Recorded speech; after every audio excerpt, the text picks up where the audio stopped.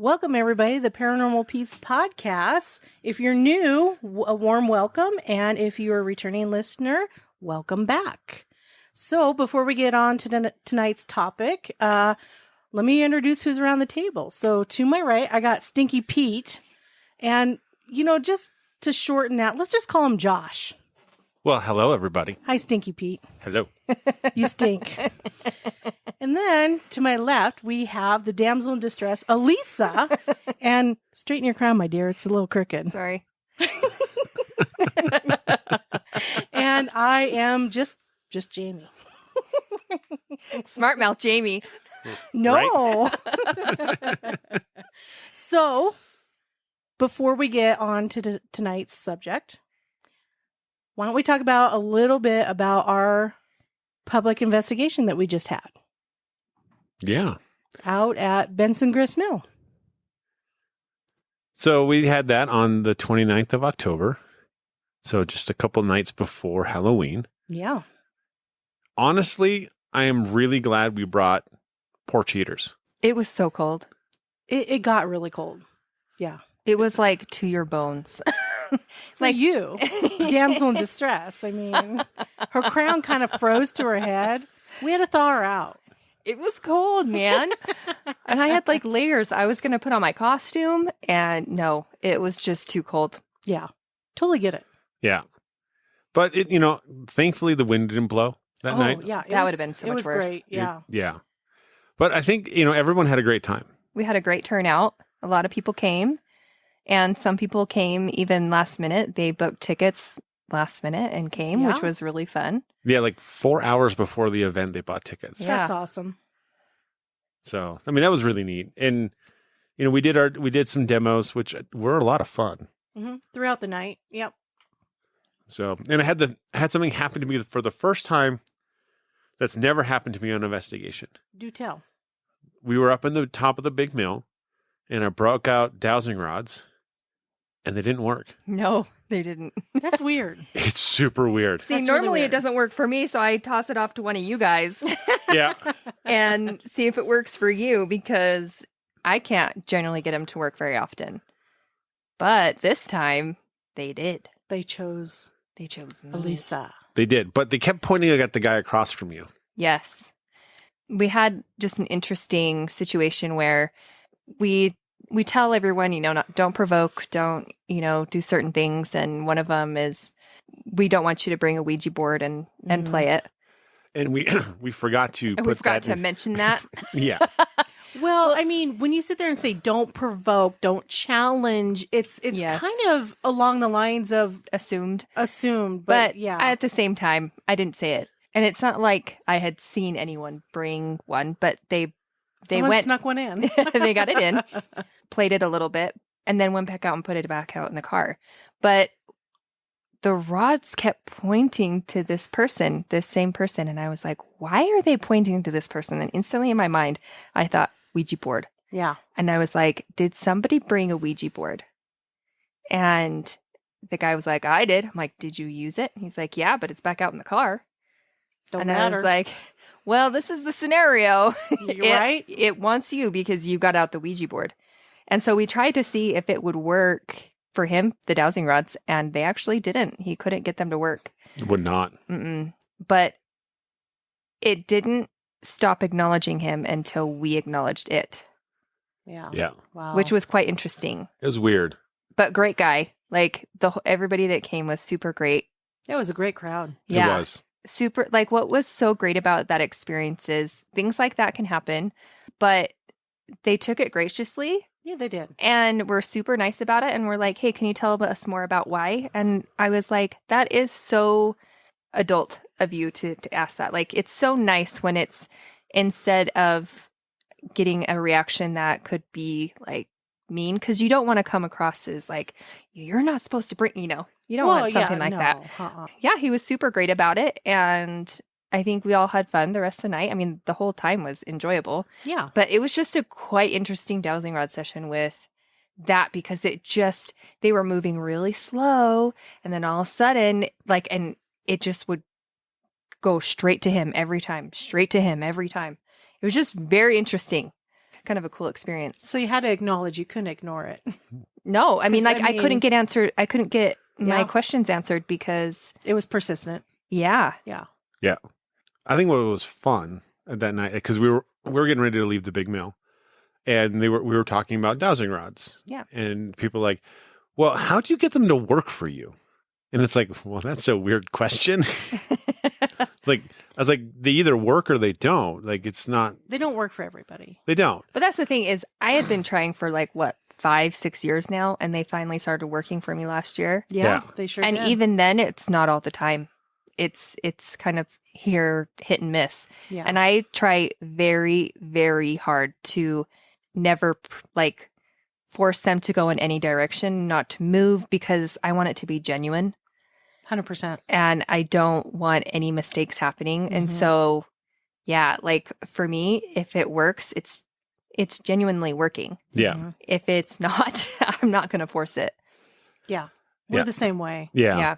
If I think I moved a little bit, then I'm going to readjust myself, and then I'm Mhm. going to start over and re-ask the question. Yeah, there were a couple of times where I was pretty darn cold. and- Right. And while I was doing the dowsing rods, I'd kind of jerk a little bit. I'm like, oh, that was me. Hold on. Right. Exactly. Yeah. Yeah.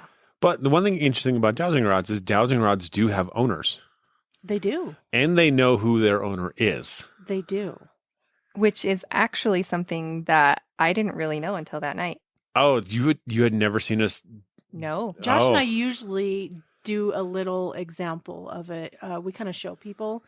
Like, he will take my rods Uh-huh. with permission, of course, and I will go and stand amongst other people, and he'll close his eyes, and then he'll say, point one of these rods to who your owner is, and one of the rods will find me and point right at me. That's interesting. And we've done this probably a dozen or more times where we've shown people this, Yep. and every time it works. And Every time. And I did that at the top and at the big mill. Yeah. Did you? I did, because I asked Elisa for her if I could Yeah. borrow her rod. She's like, yeah. I was like, yeah. Every rod has their owners, and I turned kind of like 90-degree-ish from her, and I was like, okay, now point to your owner, and they went, zhoo, and everyone's eyes. If I could have seen them because it was in the dark, I imagine everyone's eyes the size of saucers. Well, they usually are, because whenever you and I do it, people get really wide eyes, like, whoa. Well, Yeah. like the way that I thought you were going with that conversation was like every rod have their owners. I'm like, yeah, those are my rods. Mm-hmm. I'm the one who uses those all the time. They're Yeah. mainly mine, Yeah. right? Yep. And like, I don't ever use your guys' rods Mm-hmm. because you guys have your own rods. So of course I'm the owner of those rods. Right. So you're like, every rod has its own. I'm like, well, yeah. You're like, you're stating Sure the does. obvious here. And then it points to me like, sweet. Yeah. It's one of my favorite things to show people that have never seen it. And Josh and I used to do this a lot. We Yeah. used to show people that a lot. It was, And see, I it's wonder neat. if I've heard that before and just have forgotten or something. I Well- don't know, but I hadn't recollected Right. that. But it's cool. Yeah, it's really cool. Really cool. Yeah. So tell us some of the demos that were done out here. So throughout the night, we kind of let people go and investigate on their own. Mhm. We want them to have the full experience of just, we don't want to put them in groups, and, we want them to get out there and do their thing. Right. Right. Yep. And should they have any questions, they can always come get us. One of us or two of us are still at the pavilion. But throughout the night, we had at the top of every hour, a couple people from our team would go and do a demo, Mhm. either with like the flux, the ovulus, The dowsing rods. the dowsing rods. SC's method. So the ones we did at the that night, whereas we did dowsing rods at the top of the mill, Mhm. we did a portal session in the small mill. And did Steve do that one with you guys? Steve ran that one. So Steve from Broken Wings, some of his team members come out and helped us that Yep. night. And so Steve ran that one. Yeah. And that one, I mean, it was interesting. Like, we got some decent answers, Mhm. but for the most part, it was just kind of, kind of hit and miss on some things. And I found that it's actually kind of quiet in there for the most part. It was. And I haven't had any miraculous or really cool thing happen in there, or really good EVP ever. It's, for me, that's been the quietest room out of all of them. Yeah. And Not for everyone, but just for me. and it is one of the handful of buildings that was built on the property. So for those of you who don't or who may not know, there's two mills. There's the original mill, the original grist mill that was there. And it's non-functional now. It was fully rebuilt. It was just a skeleton when the original owners bought the property and turned it into what it is today.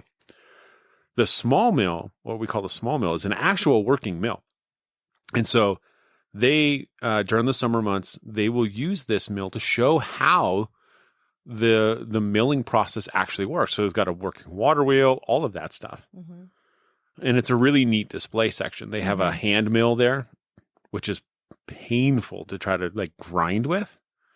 And then they have some of the Native American stones where they would go sit down and they would grind the corn and the wheat by themselves. Yeah. And so they have that. That's just kind of what the display is there. And that main mill that is not functional, that mill is like 3 stories tall. It is. It's huge. It's a big mill. Yeah. And so when we say the top of the floor, we're up. It's up there. 3 stories high. Yeah. But it's a really big area because on the rest of the property, there's houses that were built in the pioneer time that have been brought to that particular property for the museum. And so they have one with they call it the loom room. It's called the Pioneer Exhibition Room. Yes. So it's like, we call it the loom room, but it's where all the loom is, where, they would make their blankets or quilts and rugs and, all of that stuff. And there's the one with the bed and like the stove, and it shows you how small of a space it is for them to live in. Yeah. Then they have the blacksmith shop. You talking about the Pearson cabin? No, I think she's talking about the one where that grumpy old woman spirit is. It's got the little bed and the potbelly stove. But by the barn. So basically what I'm saying is there are just a lot of different houses where they show a lot of different types of things that they had to live with. Right. Yeah. There's 16 buildings on the property, There's a roughly. Schoolhouse. Yeah. Which is not original. Right. That was a Boy Scout project. Yes. And Still that's neat. further Still out really in the cool. property, but that also has some spirits in it. Yep. But yeah, so there's just a lot of different things to see there, which is really, really neat. It's a neat place to go see and learn about pioneer history. So if you haven't gotten a chance, I would highly recommend checking it out. If you live in Utah, or if honestly, travel to Utah and go check it out. Yeah, it's worth it. You and Steve went and did that. Yes. The spirit box session, Yep. right? And then what was after that? The last one after that was the Estes method inside the barn. Now, we call it a barn. It looks like a barn. It's really where they keep their lawnmowers and their Christmas decorations. Yeah, all their stuff that they just kind of have in there. We usually like to go in there because there is a type 3 entity that kind of hangs out in the barn, and usually up above. There's this catwalk area up above that you can't really get to without a ladder. It's like a loft. Yeah, and it walks around up there. So Jamie and I have been in there before, and we've caught him looking over at us, and we've caught the sounds of boots Walking up there. walking on the wood up above us. So we thought it'd be a great time to go check this place out and do the Estes method there. We didn't get that spirit. We got a female spirit, and she did not like me at all. It makes me wonder something. That cranky old female spirit that's in that cabin right next to Yes. the barn? Uh-huh. I wonder if she just Floated on over there. hey, I know that idiot, and just floated on over to the barn to tell you what she thought of you. And that's exactly the word that was used, idiot. See? Told you. She's like, I don't like Stinky Pete. You idiot. Right.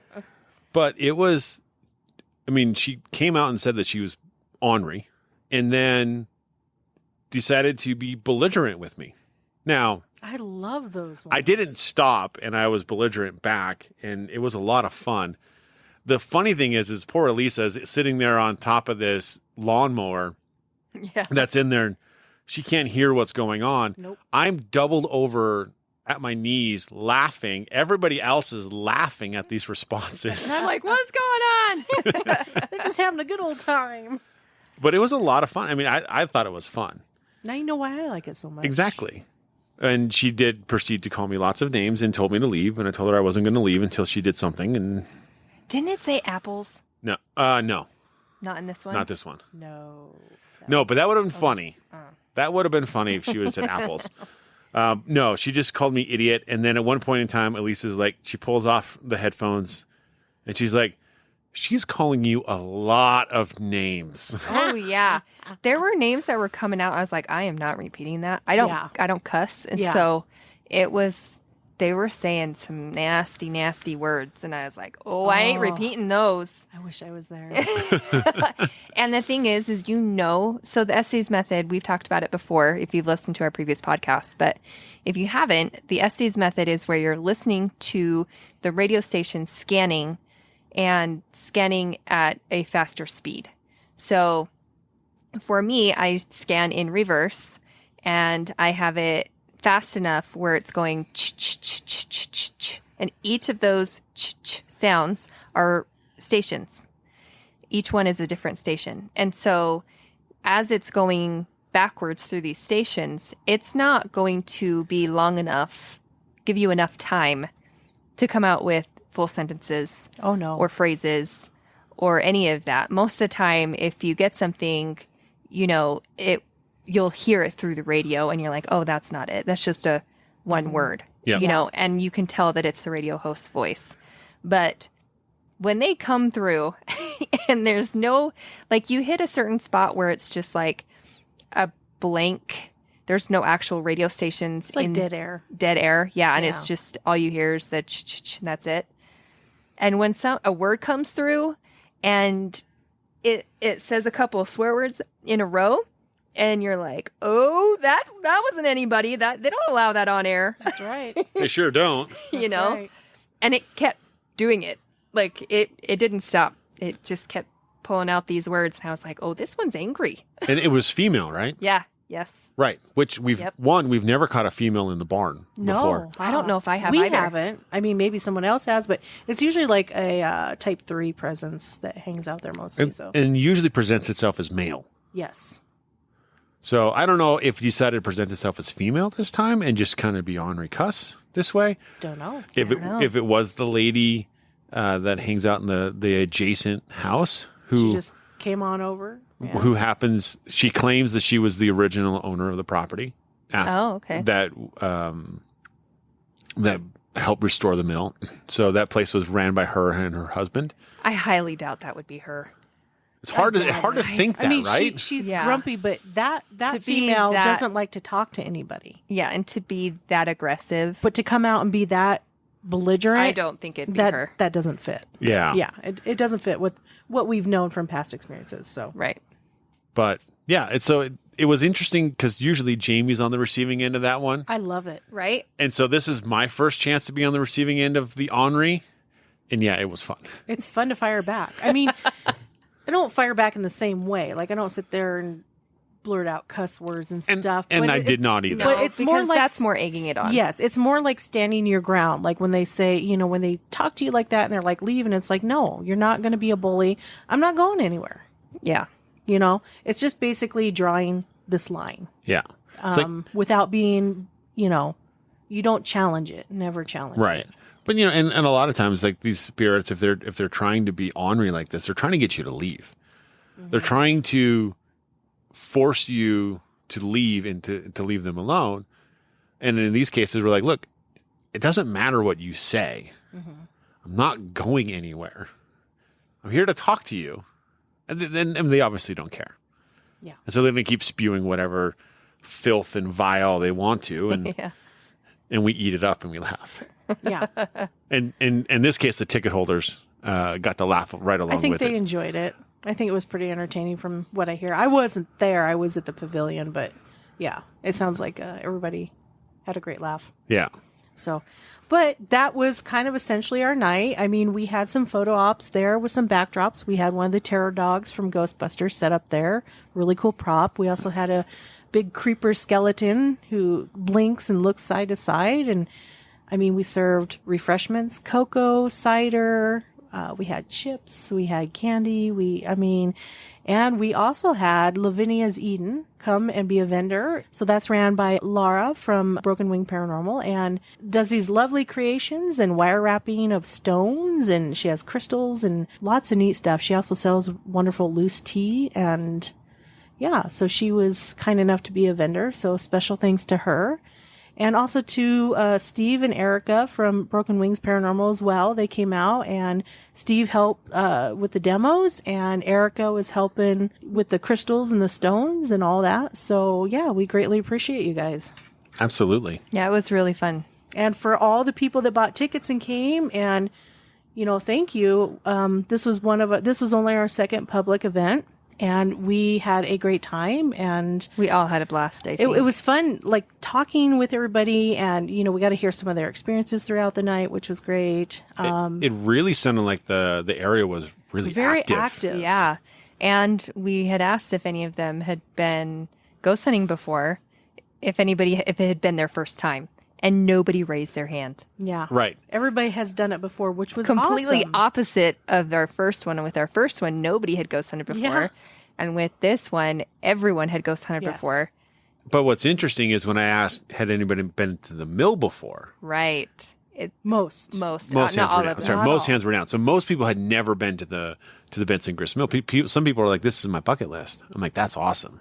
And it turned out to be such a good night. It did. It did. We had a lot of fun. But overall, it was a great night. And We thank everybody that came. It was such a fun time. yeah, we loved everybody that showed It up. was and came. freaking just- cold, but it was it a was blast. Still worth it. Everybody had a Totally. good time. Like they would come in, they'd go to the heaters, they'd warm up, Have some hot cocoa. Yep. and then right back out. Yep. That being said, what is our subject tonight?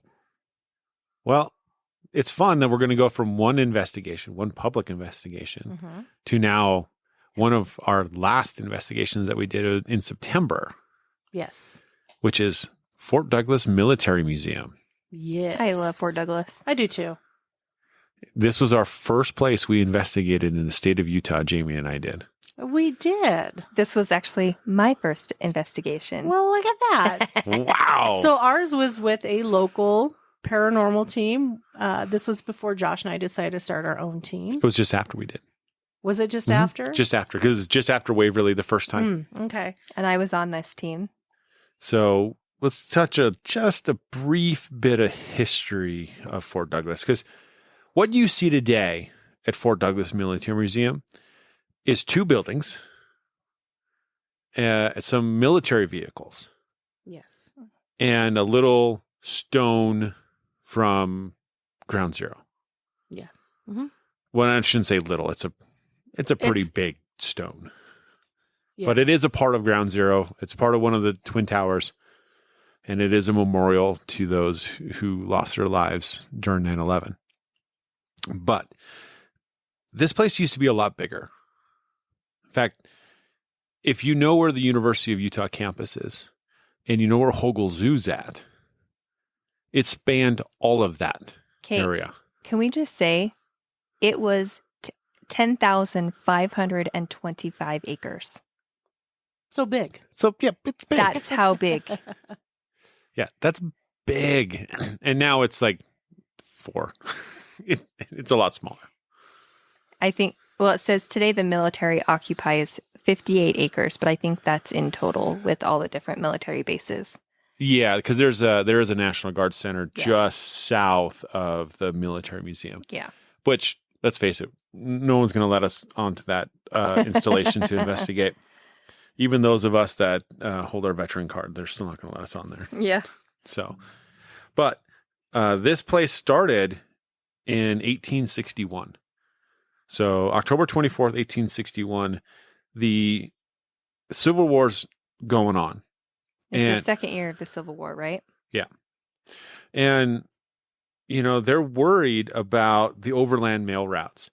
So not necessarily at that point in time from, the Mormon settlers or any vigilantes in those areas, but the Native Americans were doing a good job of attacking these overland mail routes. And so they needed someone to come out there and protect them. So they ended up sending out some military out to protect the Pony Express and the overland mail. So in 1862, that's when Abraham Lincoln actually authorized Brigham Young to start raising and equipping one, volunteer group of militiamen for 90 days. That's kind of like the start of getting more people out there. And then in early September, a man by the name of Connor and his troops, they actually arrived in the area, and they were the ones that they had visited Camp Floyd, which we have talked about before, right? And then they came back and they ended up setting up the camp, which at that point in time was called Camp Douglas, not Fort at the time. Mm-hmm.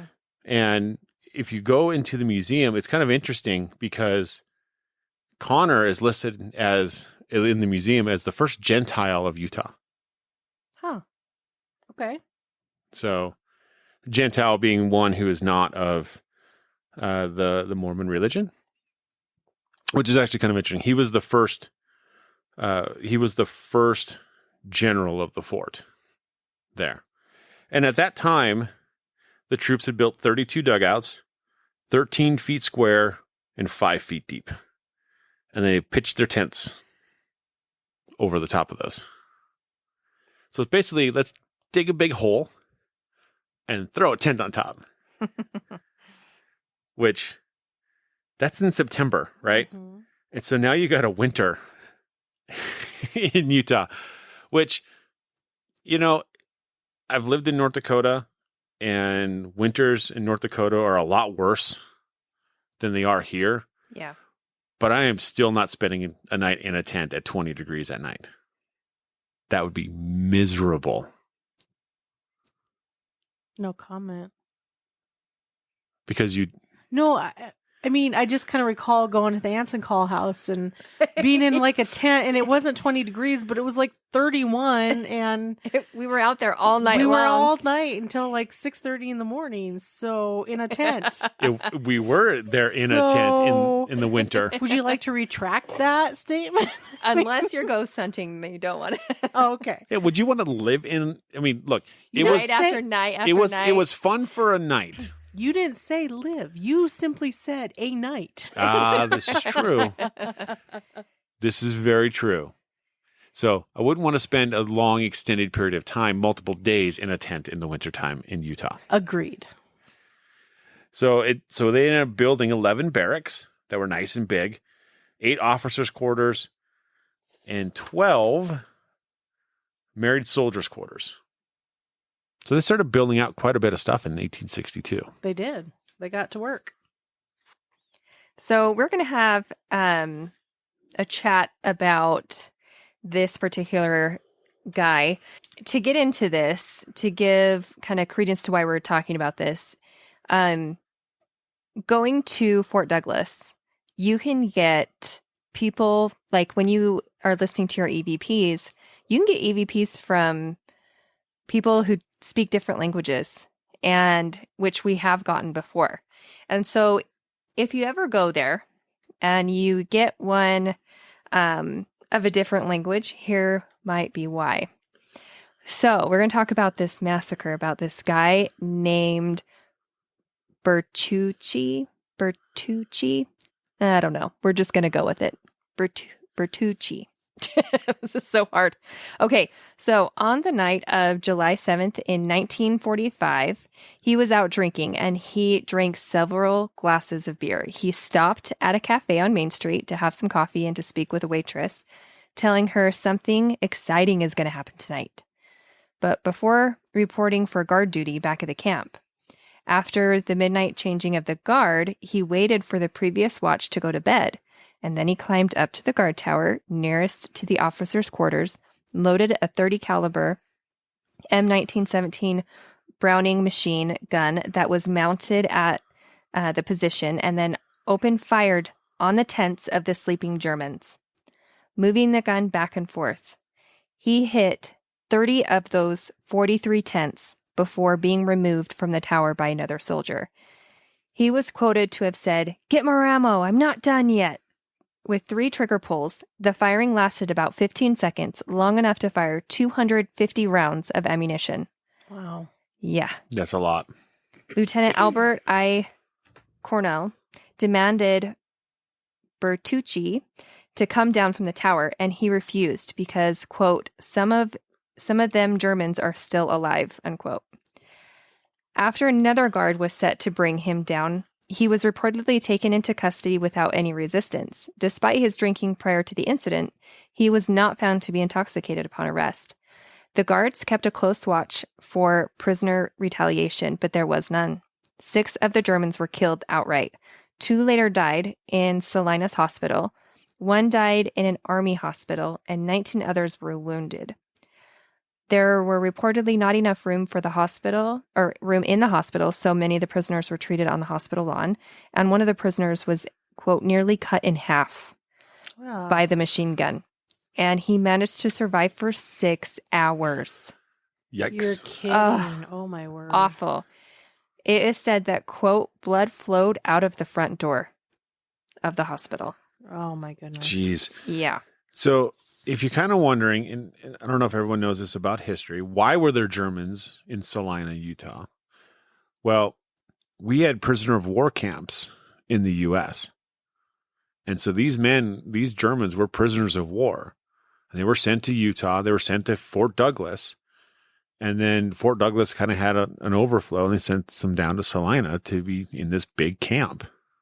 It says there were rumors that Bertucci committed the murders in order to avenge the death of a loved one in Europe. His mother confirmed that it was false.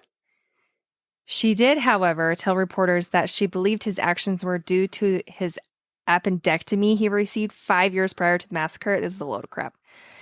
And she told the New York Times, quote, something must have happened to him as a result of the spinal injection. Otherwise, he would never have shot those men. Quote, that's so bull. Like, that is so dumb. Right.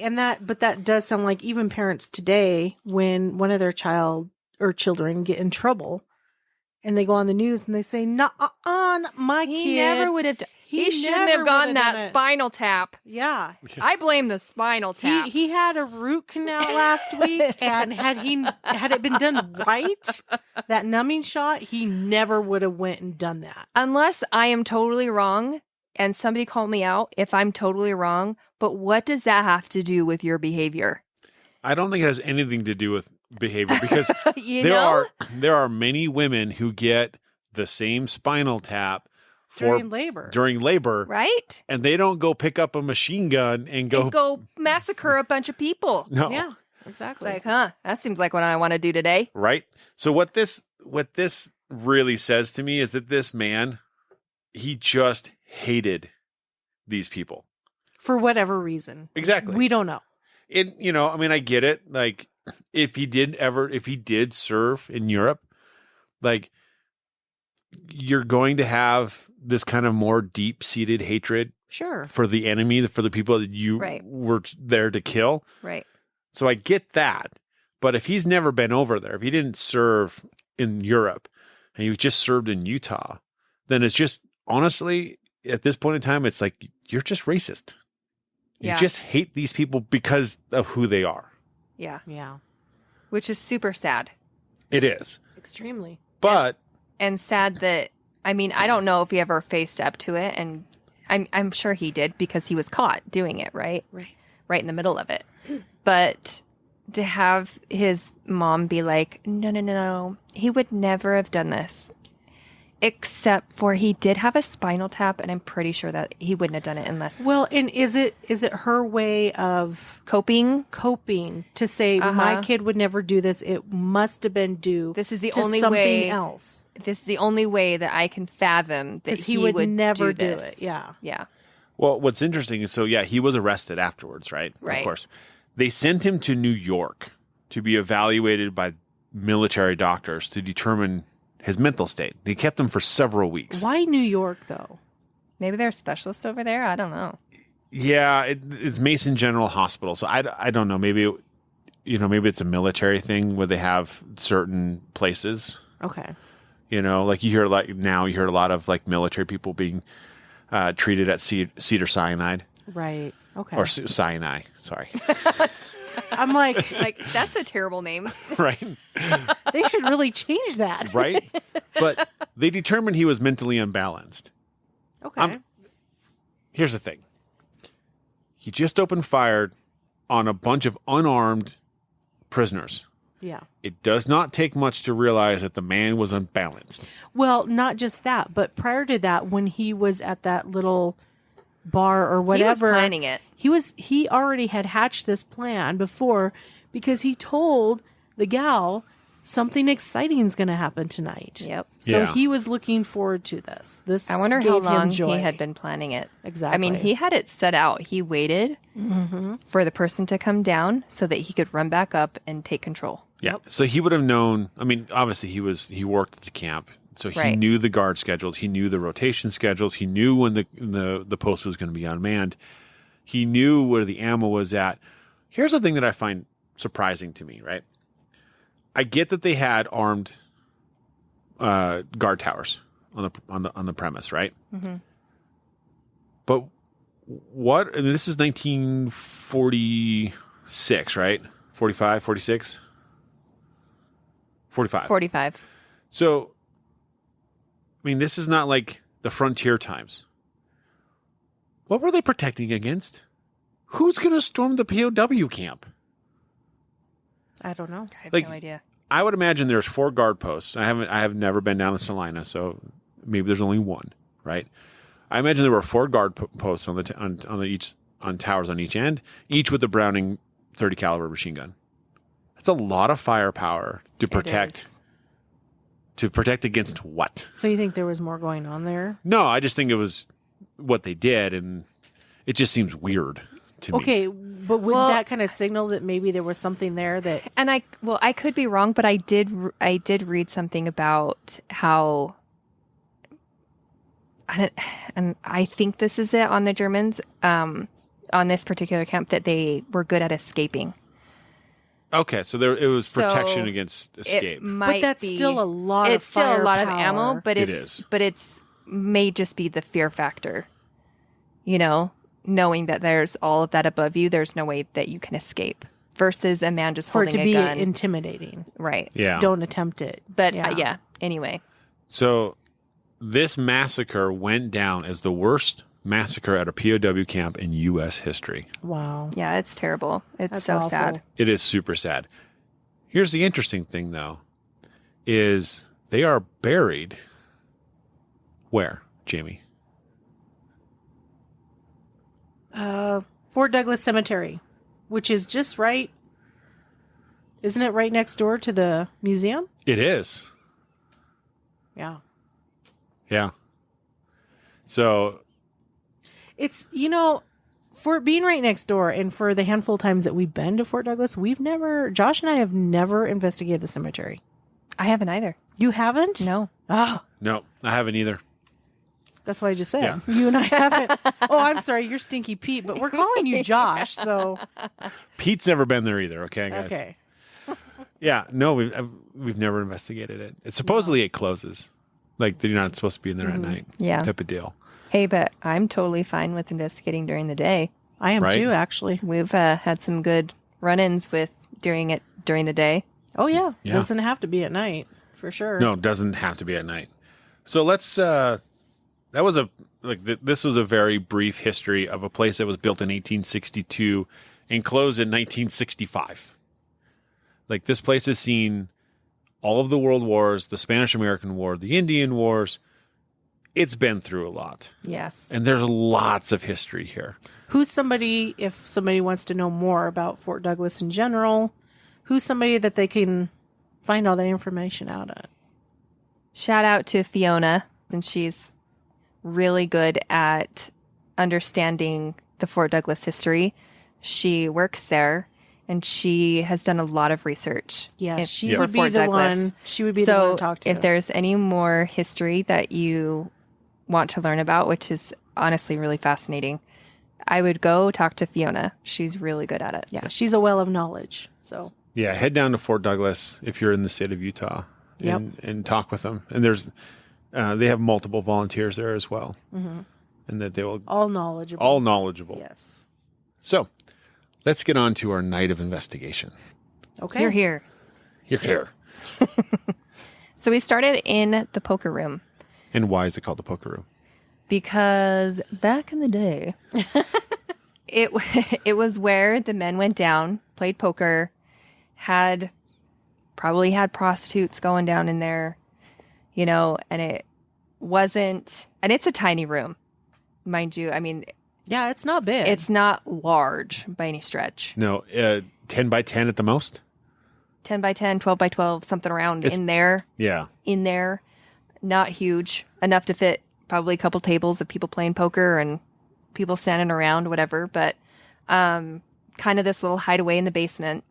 And generally when we go down there, I mean, I've been there quite a few times. And going down there, it generally feels pretty dark.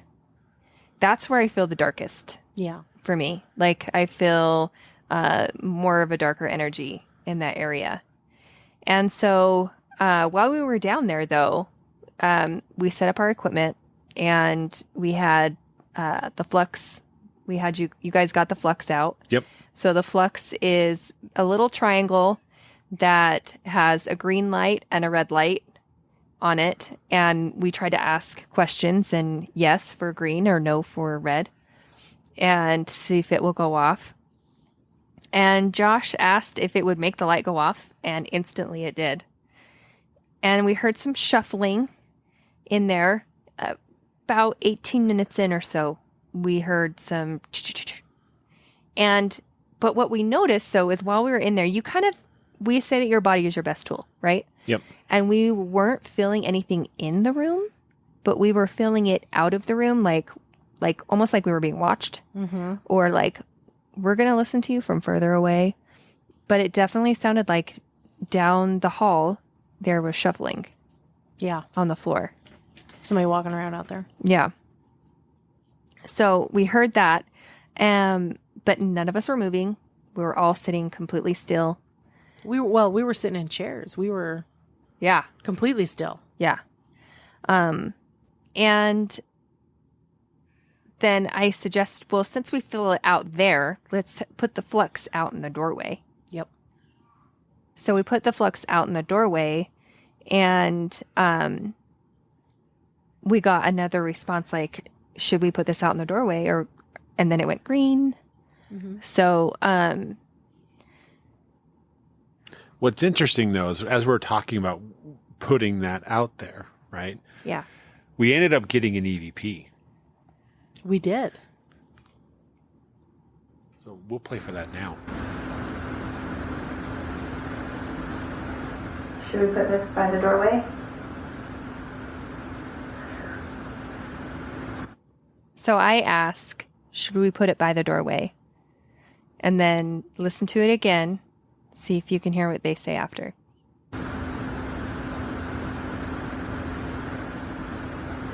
Should we put this by the doorway?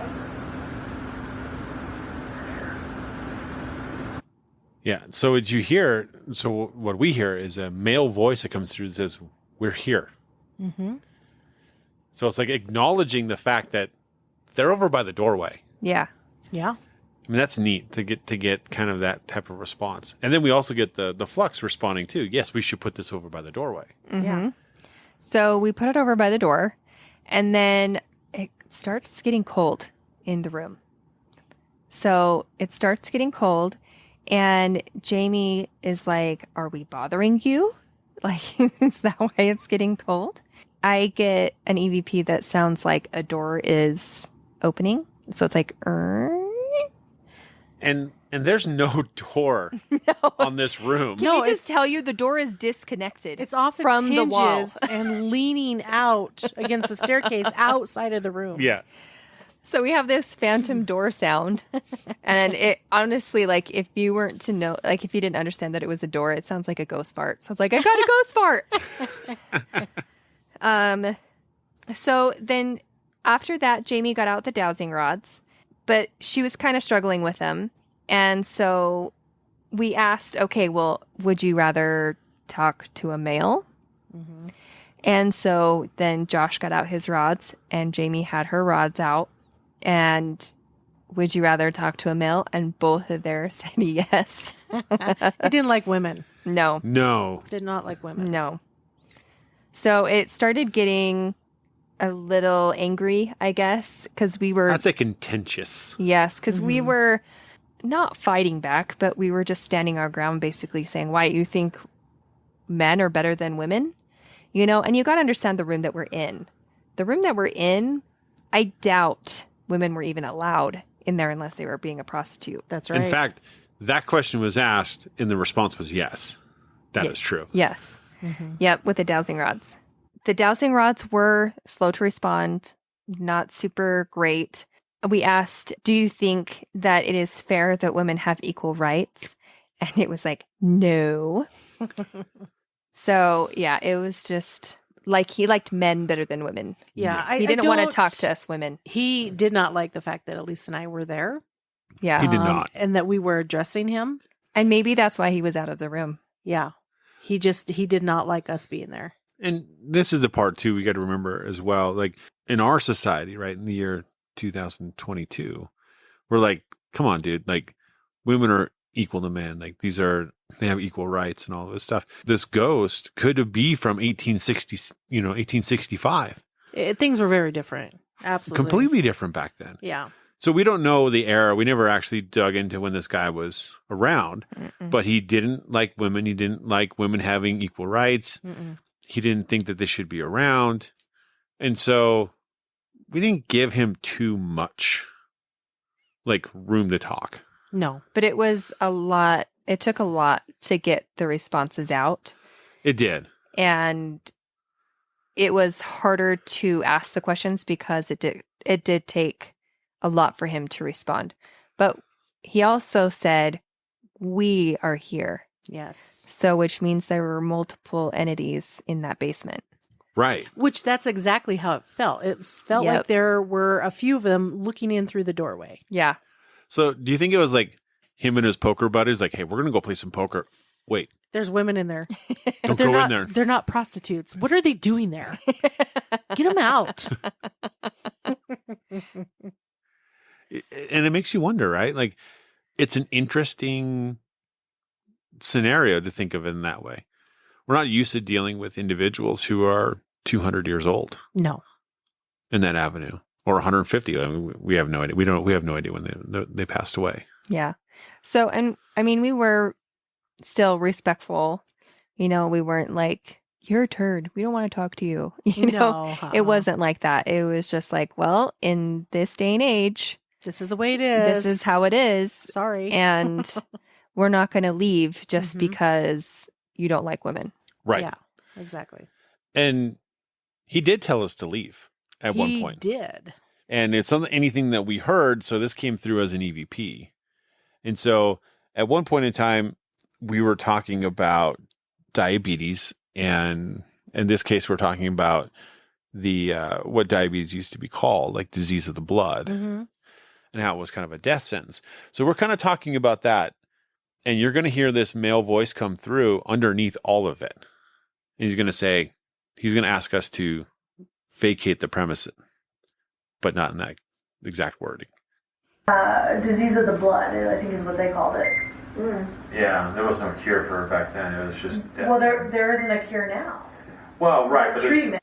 So it's a little light, but you can hear him. You can definitely hear it. Yeah. And he's like, get out. It's underneath us talking. So play it one more time. Disease of the blood, I think is what they called it. Yeah, there was no cure for it back then. It was just death. Well, there isn't a cure now. Well, right. Treatment. So at the very end, right before Josh says, you're right, it says, get out. Yep. Male voice. And you can tell it's not one of us. One, it's male, and there's only one other living male in the room, and which is me, and I was talking at or almost ready to talk at that moment. Yeah. And a lot of the time EVPs come through as breathy. And that's a very typical. Yeah. Very typical of EVPs. Yeah. And it's not like, it's kind of like them trying to talk over us, but in this case it comes under just because of the range that it comes in at. Yeah. So we decided to, kind of get done with that room and move on. And so we turn on the light and we start talking about kind of one of the issues I have with one of our cameras where it always records dark. Like the screen is always dark. So I have to kind of do some brightening up so I can see what's going on. And so we're talking about that. And then we get this another male voice that comes through that kind of responds and mimics what we're talking about. Dark. Dark. For whatever reason. It's so cool. I really like that one. Dark. Yeah. You could say dork or you could say dark. Either way is really cool. Yeah. Yeah, I had it originally written down as dork. Well, yeah, but then listening to the conversation where you say dark, Elisa says dark. Well, she says it, you say it. Yep. And then like 2 seconds after it goes dark. Yeah. I mean, That's so cool. how great is that? Yeah, that is awesome. I really like that one. I love how our like smiles and giggles like, that's so cool. We're all grinning. Paranormal nerds. Right. It's so nice. I love it. So we move on from the basement of the poker room and we go to, I think, one of the places that, I don't know, feels comfortable at. Yeah. Mm-hmm. We call it the library. It's got a little library there and it's got this reading room next to the library. And the reading room, if you're a gun nut, the reading room is great. Because like on 2 walls, there's these 2 plexiglass cases full of guns and bayonets. And ammo. And ammo. Yeah. I remember Lisa taking out her phone, showing her dad. I know. I was like, She's like he's Marco gonna love Poloing him. this. Look at this, Dad. And she was like Marco Polo It showing was him. so cool. He's Yeah. like, I could spend hours in here. Yeah, he got a kick out of that for sure. Yeah, it was definitely neat. So we go in there and I don't know, that was, I mean, obviously that's a place that we all enjoyed, but what do we kind of we kind of split up a little bit. A little bit. So Jamie had the Ovilus out. And after a while, it said again. And right after that, Jamie has type 1 diabetes. And so she's got a pump. And that pump was causing issues. Yeah, it kept malfunctioning for sure. Yeah. And so when it said again, then right after, her pump went off. Right on cue. Perfect timing. Which is funny because she starts to fix that pump. And then we get an EVP that comes through. Mm-hmm. You son of a gun. Did it again? Yeah.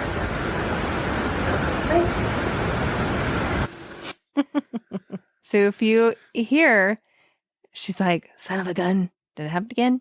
Yep. And then you hear a little female voice. It either says wait or hi. I think it's wait. So we'll play it again.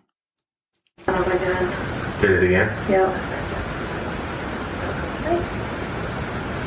Wait. And, Wait. and the funny thing is the reason I think, not just because to me it sounds like wait, but at that moment, this was like the 3rd time it happened that night, 3rd or 4th. I can't even remember. And I was getting so frustrated. So I reload the cartridge and I said, son of a gun. And, but in my mind, I was thinking, I'm just going to smash this thing on the table. To heck with it. This pump, like it's not working. Something's really wrong with it. Trying to investigate. I was getting angry and frustrated. And I remember thinking, I want to just smash it. And then we get, wait. Don't do that, Jamie. Almost like, That's your lifeline. yeah. Which literally it is. Yeah. But Yeah, so she was just telling you to wait. Mm-hmm. Just don't wait. I mean, that's the impression I get hearing that and the feeling I get. But I mean, I could be wrong. Well, and that's generally what you try to go with is your Yeah. your first impressions. Yeah. But so a minute later, I'm doing a live EVP session, which means I've got my recorder attached to my headphones. So I'm listening to the EVPs live as they come. And so hopefully I can respond to it but then something tapped on my headphones. So what's interesting, though, is there was a lot of tapping. Speak of the devil. Right? Speak of this malfunctioning. Oh, and look, it's doing the same thing. Oh, it is. I got to reload the cartridge, guys. So how funny that we just get done talking about that and then your pump decides to... Do the very thing we just got done talking about it doing? Exactly. Yeah. Weird. Very Super weird. That's weird. Yeah. So Lisa was saying that her headphones got tapped. Yes. Yes. And And it's interesting because throughout the entire time we were in that room and when we were in the poker room, yes. Josh's camera kept getting tapped. It's like something was tapping on the little screen On the microphone. or on the microphone Yeah. right there. So this happened 27 times in the poker room and Oh, wow. another 20 sometimes in the library, which is crazy. It's a lot. It's a lot. And we'll continue to talk about the tapping, but yeah. Yeah. But I'm going to play one round, just one of this. It's a double tap is what it is. Does it stay on for a certain amount of time? Yeah. Okay. And then it'll reset. Okay, so once the blue You just hear a little ding ding. Yeah. Like right on the microphone. Now, Exactly. And mind you, the camera's nowhere near us. Yeah. So the camera is always across the room, either shooting us or shooting the entrance to the room. Yes. Right. So if you can hear it, it sounds like this. Sort of. Similar. Similar to that. And that's just me tapping on this microphone. And so, I mean, this is a little FASM camera you can get at Ghost Stop. It's not very big. It's a little action camera. It's got one tiny little microphone on it, and something was just, sounds like it just tap, tap. Mm-hmm. It's a light little tap tap. Yep. Yep. So we get that. And then throughout 6 minutes of us being in the library, 6 minutes, we hear 14 taps on the glass that is holding these guns. Yes. And Yep. it's very distinct. Mm-hmm. And so we started asking questions and we were getting responses through the tapping, Yep. which was quite interesting. And I mean, there's one thing when it's settling because, you know, we kind of talked about it earlier with the weather changing, you know, maybe that's what it was. But this was so distinct and so much. And throughout the entire investigation, and it kept happening, that it was like everything was getting tapped. My headphones got tapped. The glass was getting tapped. The camera was getting tapped. Like, it was just crazy. And so while we were in the library, 26 times we heard tapping on the glass. 26 times. That is so many.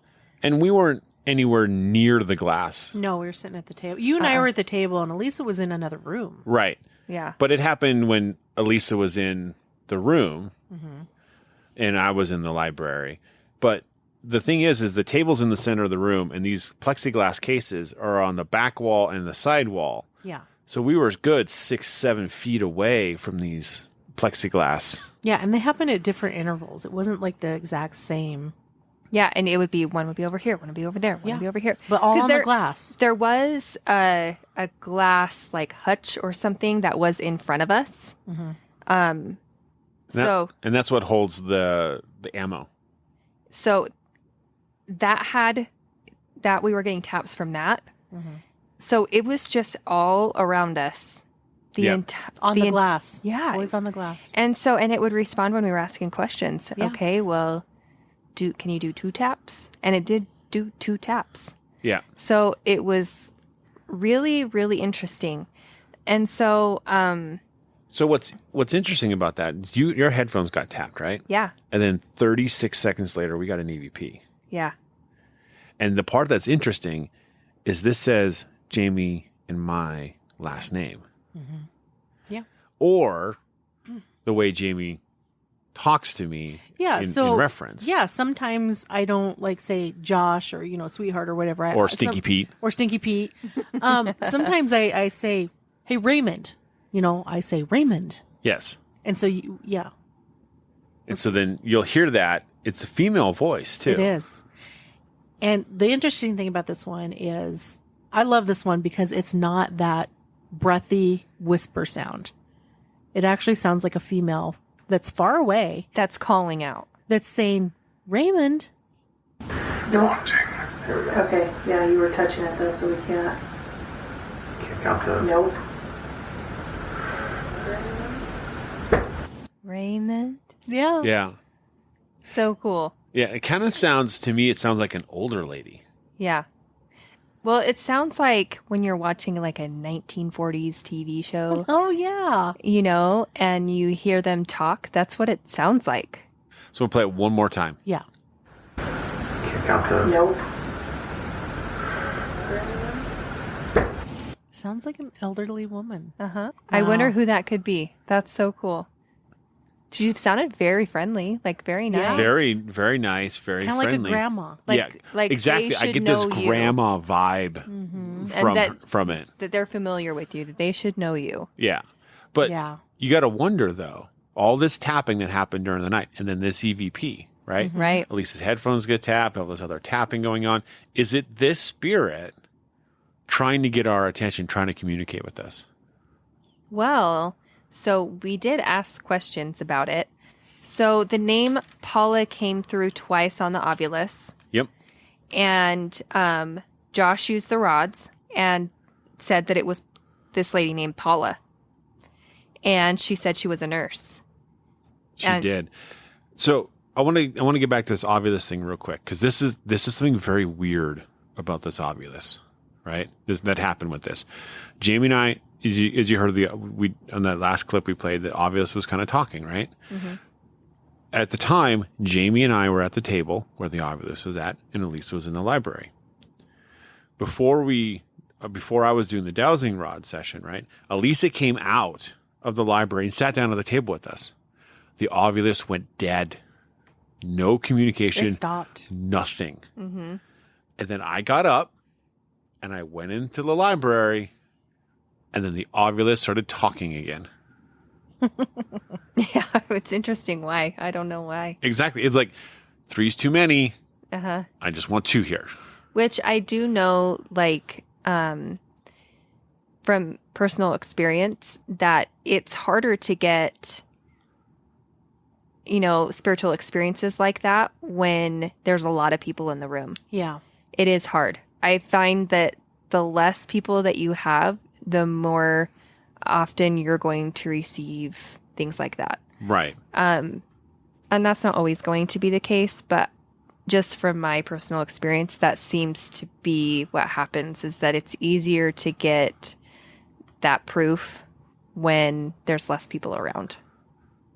Yeah, it's just I mean, how often have you seen like a full room hear an EVP at the same time? You know, Yeah. I don't think I've caught 2. with a bunch of people in the room. Yep, 2. So But out of how many, you know what I mean? yeah, Well, yeah, it's not often. Out of Yeah. the 150 EVPs that I've saved, 2, I mean, yeah. Yeah. Right. I asked if anyone would like to make a noise if they were there, and we did get a big bang in front of us. And it was more like on the wall than it was on the glass. And I asked it to do it again just to make sure it wasn't a coincidence. And then behind us, it tapped on the glass again. And then right after that, we're not going to play this for you because it's so quiet, and I wish it was louder. But right after that, I heard through my headphones, this live EVP, I heard a male laughing, and it was like, I was like, oh my goodness, like what the heck? Is that when you're like, oh, Yeah, it Yeah. was. we should at least play her reaction? So I did get someone laughing through the headphones, which was freaking cool. And then we continued to hear the glass tapping around us, and then the room became warmer, and we couldn't figure that out. Yeah, the EDI, I think we gained 5 degrees. It was 5 or 6. I can't remember. Yeah. So we put up an EDI up on the bookshelf, kind of just to track the temperature and any, EMF or anything that was happening. And yeah, from the time we put it out to the time we ended, it was like 5 or 6 degrees warmer. Yeah.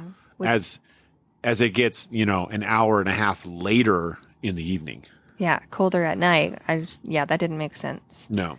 So temperature fluctuation is a common thing to happen in haunting cases. Most of the time, it's where the room gets colder, not warmer. But this is probably the second time that I can recollect at the top of my head of where it's got significantly warmer in a time where it should be getting colder. Yeah. Because there was another time I was ghost hunting in the middle of winter, and it is snowing at this time. And I'm in a basement of a place that doesn't have any electricity, no heating, no nothing. And we asked it to raise the temperature, and it raised the temperature to exactly where we asked it to. So, I mean, it happens, but it's not super common. Yeah. Right. So back to Paula, we did a nice little dowsing rod session with her. Yeah, we did. So you guys were asking questions in the reading room, and I had the rods out in the library. Mm-hmm. And so we got a little bit of information out of her that, yes, she was a nurse. Mm-hmm. She actually worked at Fort Douglas for 2 years, and she ended up falling in love with a soldier, marrying him, and having children with him. And all of her children have passed. So, and she also claims that she walks outside and walks around. So I wonder if she, if her babies lived, but. Well, it's a good question because we didn't ask if their children survived. We just asked if all of her children had passed, and she said yes. So, but again, they could have had short lives too. They could have died in their 20s or 30s, and we didn't ask. The other thing we did not ask is when she died. No, we didn't. And because it was open from 1862 to 1965, 103 years it was open. Mm-hmm. She could have been serving during World War I or the Spanish-American War. And then, her kids passed away well after, because obviously that would have been like 80, 90 years. Yeah, but the reason why we didn't ask a lot of those questions is because she stopped answering. Yeah. It went quiet. Yeah. So, and that happens because sometimes spirits, they don't have all that energy to answer every single question that you have. And so sometimes they'll leave, gather energy, and come back, or just stay away. Yeah. And they're like, I'm done. I'm exhausted. I need to take a nap. Doubt they take a nap, but They could. I mean, yeah, We don't know. I don't know. Well, don't- what do you dream about when Crawl in their ghost When you're- hammock and take a nap.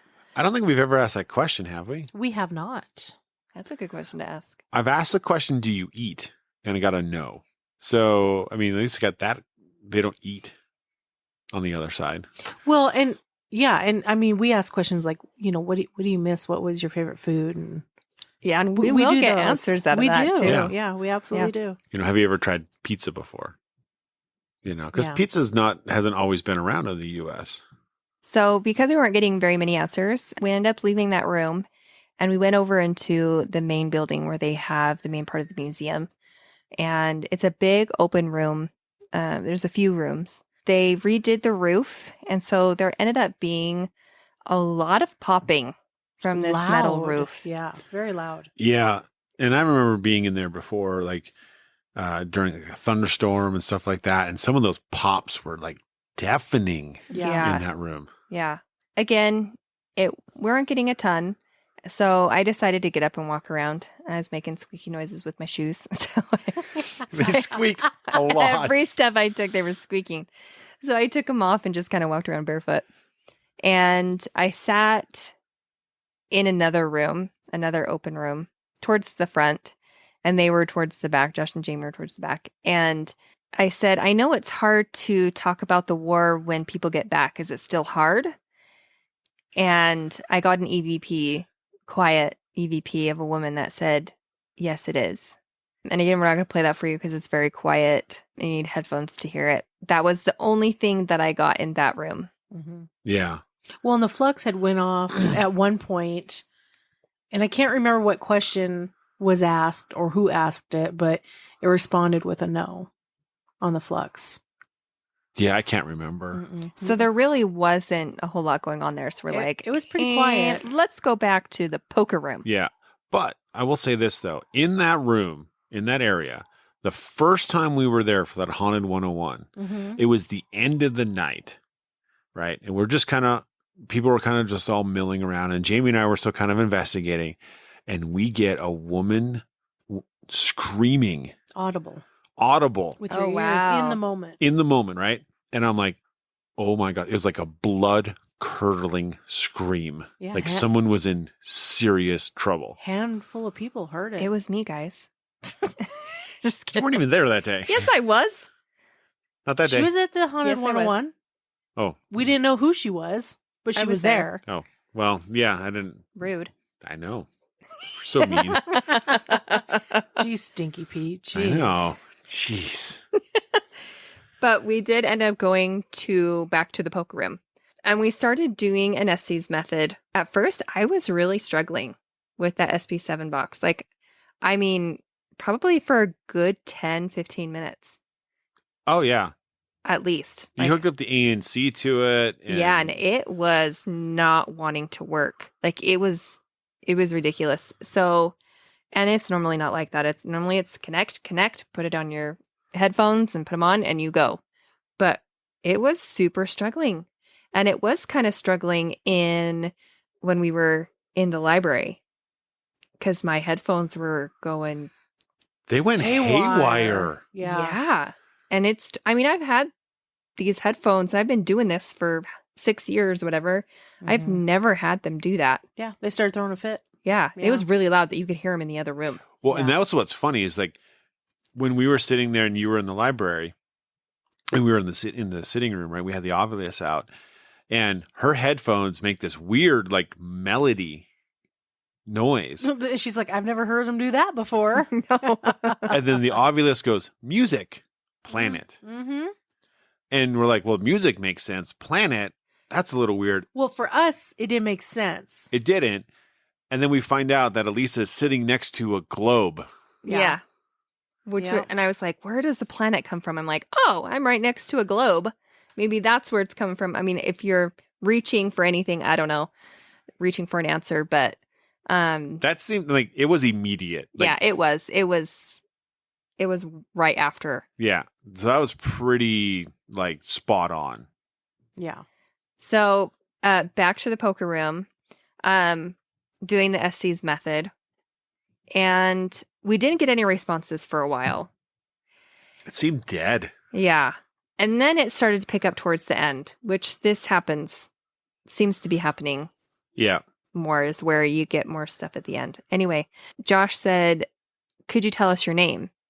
And then I said, I can't. And I have the headphones on. And then Jamie says, I'm Jamie. And then Josh says, I'm Josh. And over there is, and then instantly I respond with, Elisa, hi, how's it going? And you know how weird it is to hear your name over an SB7? It is super. And my name is not a common name. Okay, Lisa is a common name. Lisa is very common, but Elisa is not a common name. No. So to hear my name through the spirit box, I was like, okay, that's where we're at. And then Jamie goes, we're good. How about you? And then I say, I'm okay. Then Jamie said, then after a while, we're not getting any responses. Jamie says, are you still here? I say, no. Nope, not here. And then I said, are you police? And Jamie's like, what's your favorite food? Are you police? What's your favorite food? And it says oatmeal. I love that. And I remember during this part, it was a different person. So when they said Different voice. yeah, it was a different voice. And they had a lot like a softer tone. And they said oatmeal. I love that. And then Josh said, did you fight in any wars? Me? No. Josh, did you fight in the military? Me? I wish. Josh, do you know how you died? Me? I was never supposed to. Josh, did you die in an accident? Me? Accident. Me again, eat apples.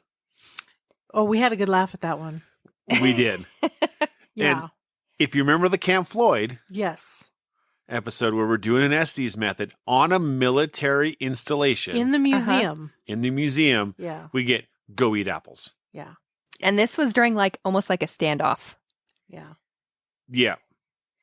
So It was A little bit of a row. really funny when it says eat apples, and I take off my headphones and I just start laughing because She's like, no way. yeah. We were cracking it up. we were. So if anybody knows what that phrase means, Like what it meant back in like the 1800s, let's say. yeah. Go Yeah. eat an apple or eat apples. Like And in a way that is rude. insulting. Yeah. It's like an insult. Like, was there a saying along those Did lines? that mean something? back then? I don't know. Yeah. If you guys know anything about it, Get a hold of us. Let us Yeah, know. let us know. Because I've tried Googling it. Me too. And Nothing. all I find is eat apples. It's good for you. You should eat an apple a day. And it's like, well, that's not Well, what I'm looking for. You know, my thought was so horse poop we used to call road apples, like when they go along the road Yeah, and drop turds, and so is it like just their way of saying go eat, you know, go eat poo. go eat apples like road apples? I don't know. So if anybody knows anything, because this is the second time this has happened in It a is. military area, like in a That museum. phrase, yeah. Yes. and within this year, This within year? 2022. Yeah. Yeah, Which so is crazy. Weird. Anyway, and then Jamie says, "What type of candy did you like?" And then we do. I did get an EVP of a male responding to Jamie, but it is very mechanical. It sounds like it's coming from a device. And it's you can't understand what it's saying. You can tell it's male, but there's no distinct words. No, it's just like, Yeah, You're like- it's weird. Like mumbling in a way. Yeah. Mechanical Yeah. mumbling. So then Josh says, "Did you drink alcohol?" And then I say, "Syrup." Me, moonshine. And then me, Oahu. And Jamie's like, "Pearl Harbor?" And then I say, "There was a flash." And Josh said, "Did you die at Pearl Harbor?" And then I say, "It fired." Airplane. And then poop, but in the bad word. I didn't actually say the bad word, but No, the bad word is what I heard. The other word for poop. And then Jamie said, "When you said go eat apples, does that mean go eat crap?" Then me, apples. maybe they're saying, you know what, you need your vitamin C, eat an apple. And then Jamie goes, "We have to go. Can you say goodbye to us?" Then I say, "Bye, thanks." And then Josh said, "Is there anything you'd like to tell us before we go?" And I say, "Bring it on." And then that was the end. So through this, it sounds like it was a very quick conversation, but really this was an hour Yeah. Yeah. or like 40 minutes of a conversation. Yeah. But that has happened where you ask questions and you get nothing. And there's just no Mhm. responses. Or you have spaces in between answers that make sense and answers that don't. Yeah. Yeah. Because sometimes you'll get a spirit that comes through and is intelligent. I mean, I feel like they're all intelligent if they're going to try to talk to you through the SB7, Oh yeah. Right. but that are good at answering all of your questions. Mhm. Yeah. And some of them are just like saying anything that they can, and it doesn't make any sense. But this was where it made the most sense Right. Yeah. coming through. And if I remember correctly, too, at one point you're like, I'm not going to say that. Yep. Because they went on another profane rant again, Yeah. Yeah. saying all sorts of inappropriate things. But it sounded like some of those things were actually, while inappropriate, were actually relevant to the room we were in. Exactly. Well, and that's what I was going to say. I mean, look at what it used to be. Yeah. And You I'm would sure hear there all was sorts a of lot that. of things being Oh, said in yeah. that room. Oh, I'm Oh, yeah. sure. I'm sure there was a lot of As they were gambling and all that. so- gambling, drinking, Yep. and Profanity. profanity, right? Yep. And then if you throw in the mix of Ladies of the Night, Yep. then you're like, whoa. Arguments, everything. Yeah. Yeah. And there were multiple people that, like, this wasn't all the same entity. This was probably 2, maybe 3 different entities that had come through. Which fits well with the "we are here." Yes, Absolutely. it does. They were all male. So there weren't any females, which is pretty indicative to the room. Yep. I You know. have gotten a female voice in that room, though. Mm. Yes. We I A have. couple times, actually. Yes, I Yeah. have too. But when there's conversations being had, like as if you were in the poker room, Mm-hmm. you know, I think this is pretty good with getting straight males. Yeah. Yeah.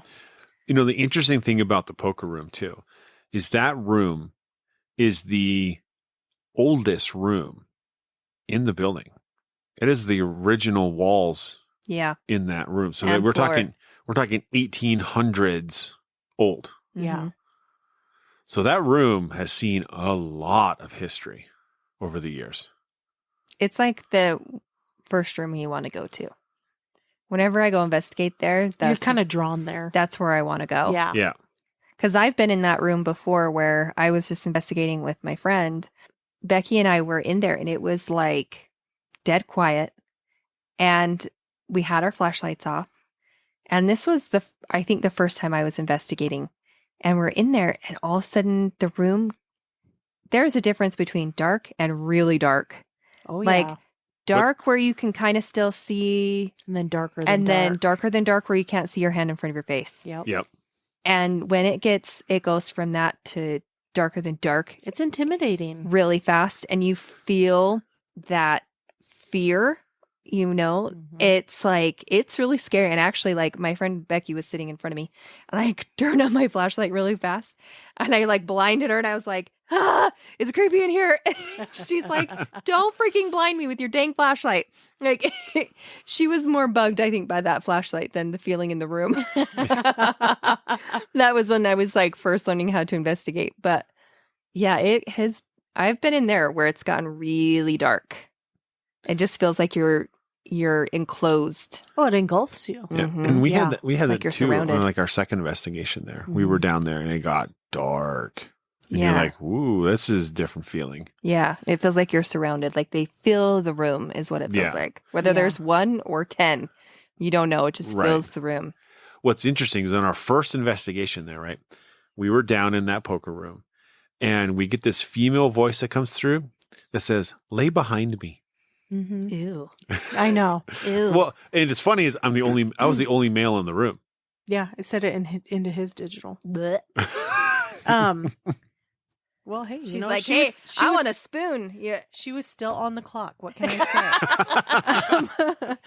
But yeah, and the person that was leading us down through there, she kept talking, and she was kind of new, I think, at being a lead, and she kept talking and talking and talking, and not really giving adequate space for anything to answer or come through.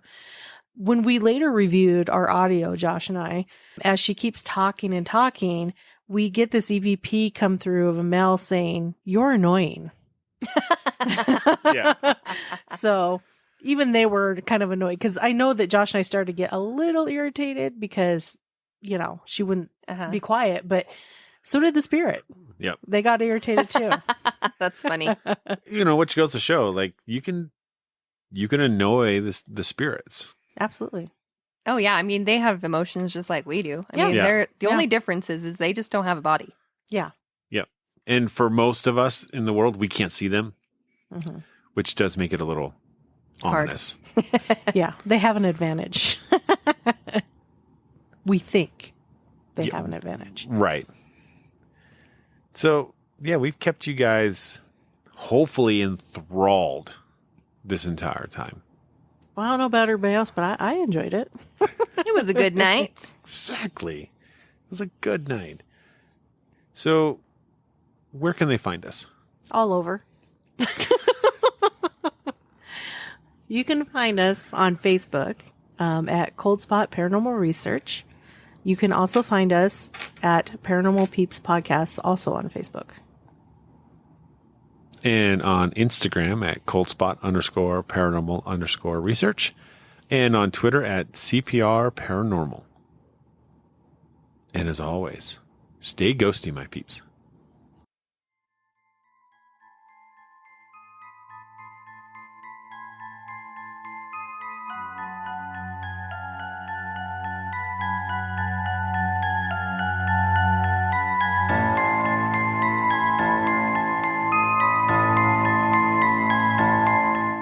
Oh, and then Jamie and I had an experience too.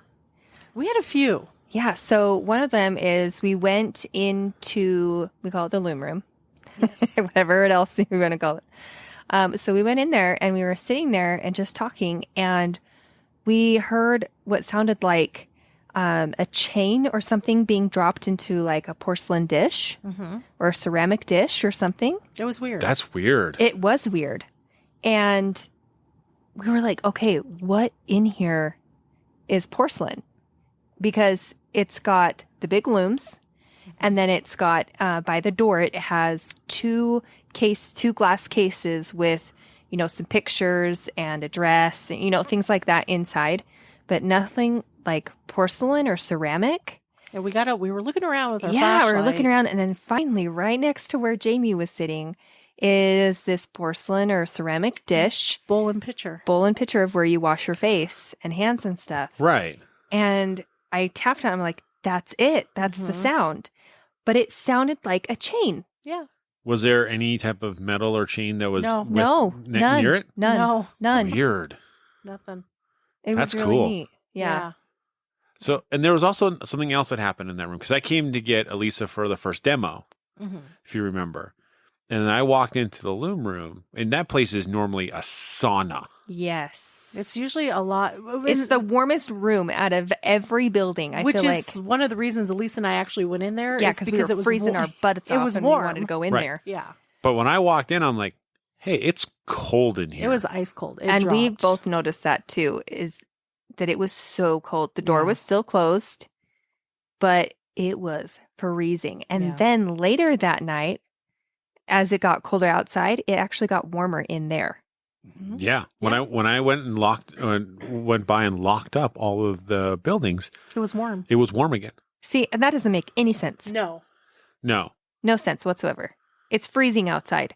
And it's not like it's insulated with insulation or like anything like that. It's And logs. and there's no heaters, no nothing. No, And I don't In know those why buildings. I have no idea why that building is so hot. I don't care. know. But that's like, it feels so good when it's cold outside. And it did. It felt good. And we were sitting there and the temperature just dropped. Uh-huh. And then shortly after that, like a minute or two after that, Josh came in. And we were talking about it, like, it is getting really cold in here. And when it drops that fast, that significant, Something's zapping that heat. then something's taking that heat away. That's right. Yeah. It's probably, a 20-degree drop, which is significant. It got cold enough I could see my breath. Yep. Yeah, that's cold. And it never, I don't know. I can't say it never gets that cold in there because I'm sure it does at the peak of winter, Oh, sure. But generally, I mean, I've been there in October. I don't know how many times. And it is so warm in there. Like you don't even need a jacket. It's warm in there. Yeah. So for it to drop that cold and then to get back to being that hot yeah. doesn't make any sense. Right. That is Nope. weird. So, yeah. Thank you for listening to the Paranormal Peeps podcast. You can find us on social media at Twitter at CPR Paranormal, on Facebook at Paranormal Peeps Podcast and Cold Spot Paranormal Research. And you can find us on Instagram at coldspot_paranormal_research.